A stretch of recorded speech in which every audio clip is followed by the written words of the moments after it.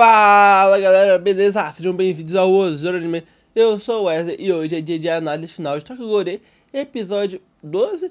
Este foi um episódio interessante, tem bastante coisa para comentar. Então, se você não é inscrito, se inscreva, ative o sininho para assistir aos outros vídeos, porque nem só de Tokyo Ghoul vive alguém, né? Então vamos assistir aos outros vídeos também, ver outros animes. Mas eu não espero parar com o conteúdo de Tokyo Ghoul por aqui. Eu tô querendo analisar volume por volume do mangá, já que eu tenho todos os volumes do mangá, que são do 1 ao 14. E também depois eu pretendo analisar o mangá de Tokyo Ghoul, mas isso é mais pra frente, isso vai depender de vocês também, é claro. Mas vamos lá, deixa o like, comente, compartilhe, ative o sininho e é isso aí. O episódio começou com um flashback do Arima e do Furuta, onde o Furuta era observado pelo Arima e o Arima já falava, olha, esse moleque aí, ó, ele é bravo, é forte.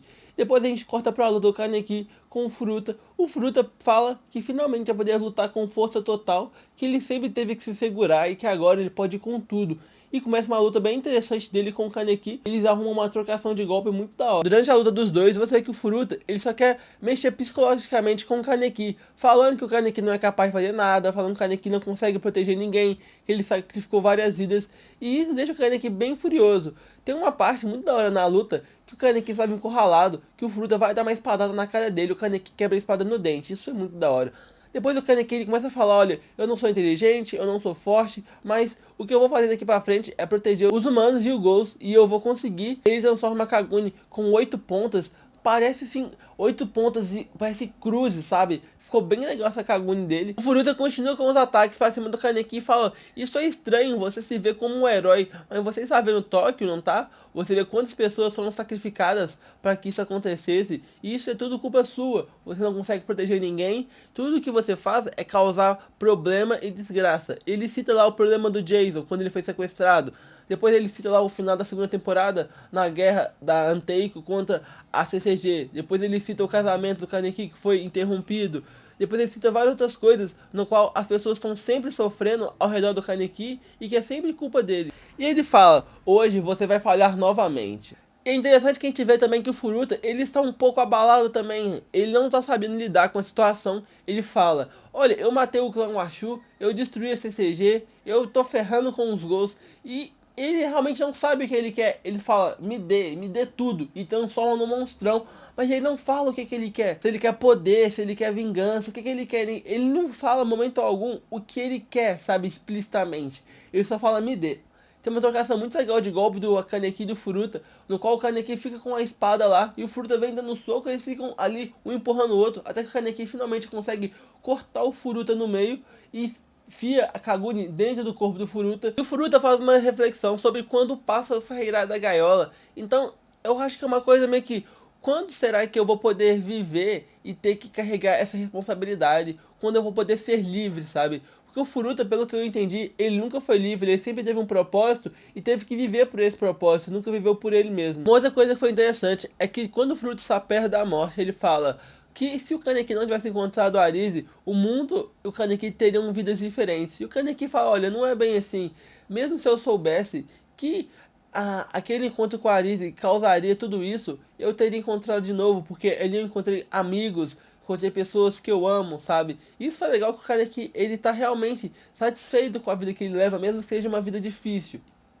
E durante isso você vê que vários personagens estão aparecendo. O chefão do clã Washu, você vê que o Takizawa, o Nick da Árvore da Ogiri, muita gente importante começa a aparecer. A Kurona, e isso é legal, mas sei lá, eu achei meio só jogado, porque não deu nem destaque pra eles. E antes de morrer, o Furuta ele fala pro Kaneki, olha, o que você acharia se eu dissesse que eu só queria ter tido uma vida normal? Você riria? O Kaneki fala, não, eu sei como você se sente. E é legal que você vê que ele realmente não queria isso. E tem um flashback dele mais novo lá junto com a Arisa, conversando, falando que ele só queria ficar assim pra sempre, tranquilo, deitado com ela.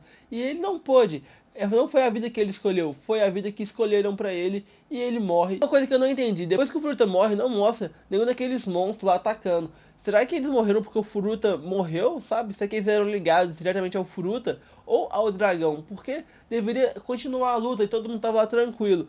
E o Kaneki foi lá tirar o segundo núcleo e como eu esperava, o núcleo era a Arise e ele acabou matando a Arise. Depois que ele matou a Arise, veio uma água, sei lá, uma gosma dentro do dragão e meio que afogou ele. Deu a entender que o irmão da Touka, o Ayato, acabou salvando ele. Pelo menos uma coisa o Ayato tinha que ter feito, né? E depois nós temos um time skip de 6 anos. E isso foi interessante para concluir a história, mostrar, olha, acabou a história, acabou, entendeu? Fechou. Nós vemos que a ciência avançou bastante e com as células dos Ghosts conseguiram salvar muita gente. Inclusive o mestre lá do Juzo conseguiram salvar a Onebayashi. E depois nós temos várias coisas interessantes. Nós vemos quem ficou com quem, casais. Você vê o Nishiki da Arvidel Guile brincando com crianças no meio da praça. Você vê o Uridi indo brincar com criança. Você vê alguns investigadores. Então o mundo, há 6 anos depois, conseguia conviver com a existência dos Ghosts. Teve o enterro de Shirazu também, no qual a galera do Esquadrão Quinx foi lá, menos o Kaneki que não estava lá. Legal também ver a irmã do Shirazu, a irmã que ele tanto queria proteger, que ele tanto queria salvar, que deve ter sido salva também pelos estudos avançados com as tecnologias do Ghost. No final do episódio, deu a entender que a Hinami estava namorando com o irmão da Touka. Eles foram lá visitar a Touka e o Kaneki e a filha deles. Mas eles não foram sozinhos, foi o Hide, foi o Gourmet e umas outras pessoas. E foi muito legal ver esse finalzinho, o Kaneki feliz lá com a Touka e com a sua filhinha. E finalizou a história. Eu gostei desse final. Algumas críticas, claro. A luta poderia ter sido mais legal. Acho que durante o episódio focou demais em conversas não tão produtivas assim. Acabou que muita coisa que ele falou era só loucura mesmo. No final começou só a jogar um monte de personagem aparecendo lá aleatoriamente, sabe? Sem função nenhuma. Isso poderia ter feito com mais tempo, sabe? Ter sido mais legal. Poderiam ter aparecido alguns episódios antes para poder ajudar de verdade, sabe? A construção do Kaneki foi bem legal nesse episódio. Você vê que ele estava determinado, coisa que eu cobrei no episódio passado, no qual ele realmente não estava determinado. Dessa vez ele se mostrou um cara muito determinado e foi pra cima com tudo, não hesitou em momento algum e salvou a todos igual ele queria fazer. Isso é muito legal. O final da história também, mostrando que os humanos e os Ghosts podem sim coexistir. Foi muito legal também, foi muito importante isso. É uma coisa da hora na história. E você vê todo mundo ali feliz, o Kaneki feliz. Finalmente, o Kaneki percorreu um caminho muito difícil. E você vê que ele não está arrependido, que ele faria tudo aquilo de novo, se fosse para chegar nesse final que ele teve com a Touka. E eu gostei. Tiveram algumas coisas que poderiam ter sido melhor? Tiveram. Finalmente acabou Tokyo Go. Eu diria que a segunda temporada não foi das melhores, né? Os acontecimentos foram legais, mas explicação, execução, muitas outras coisas foram horríveis, sabe? A gente teve que ficar teorizando e foi muito na base do eu sou fã e eu gosto da história, eu vou tentar relevar várias coisas, mas foi complicado. Mas eu diria que essa segunda temporada ainda conseguiu ser melhor do que a primeira do Tokyo Gore, sabe? Mas mesmo assim, não foi o que eu realmente espero como fã de Tokyo Go. Eu espero que daqui a muitos anos Tokyo Go tenha um remake, sabe? No qual conte a história direito.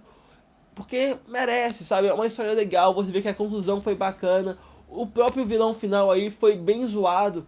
A introdução dele, você não explica nada sobre ele, motivação, nada. Você só sabe que ele tá lá, entende? Faltou muita coisa pra ser um anime muito bom. Mas é o que tem, sabe? Eu não vou falar que é muito bom, não. Também não é muito ruim. É na média. Mas é na média pra baixo, sabe? Então, essas foram as minhas opiniões sinceras sobre Tokyo Gore. Se vocês gostaram, deixa o like, comente, compartilhe. Quero saber das opiniões de vocês. E isso aí, galera. Até a próxima. Valeu. Fui.